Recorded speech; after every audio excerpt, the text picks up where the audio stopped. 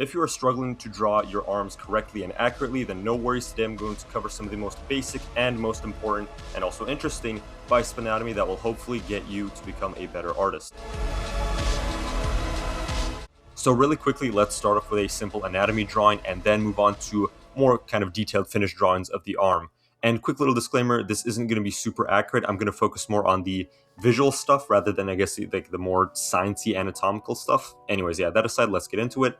The biceps is made out of two separate muscle heads, and they start all the way up from the scapula, the shoulder blade, and then they will kind of go over this bone called the humerus, which is like your upper arm bone, and they'll go all the way down. Then they'll connect into this one major tendon at the bottom, and then they will go into this other bone called the radius at the bottom of the arm. So yes, this is the sort of simple shape of the biceps. It is really not that complicated, and an interesting little anatomy sort of tidbit of information is that if you pronate your arm, which just means if you like turn your palm and you face it downwards, that will actually kind of drag the biceps down and it will lengthen it. And if you turn palm facing up, that will shorten it.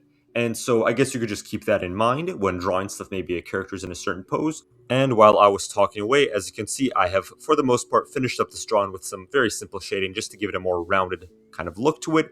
Now that we're done the simple anatomy stuff, let's move on to a more completed look, with skin and a little bit of fat and all that sort of stuff. And I'm going to keep giving, obviously, some anatomy tips while I draw, so let's get into that. So here are some little bits of information about the arm, where it has all the skin and all the muscles, and it's a little bit more realistic, and rather than it's just a bunch of muscles. So again, when it has all that skin, the shoulder and the biceps are going to form this kind of interlocking wedge type of shape, and it is also going to be a little bit blurred out at the top. Obviously, it's not going to be as defined as if it's just like an anatomy drawing with no skin.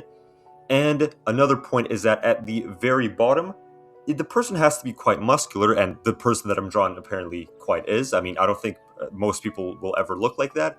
Anyways, the tendon at the very bottom is still visible. If you flex or in certain lighting, you will see that one little tendon usually on that sort of inner side. And another piece of information that is very rarely going to be useful is that there is another tendon coming out from the bicep and crossing across the forearm. I'm going to point it out there. I unfortunately do not know its name. I'm, again, not really a huge expert on anatomy. And another point is that there is a muscle called the brachialis, and it sits right underneath the bicep, and it's a sort of flat pancake shape.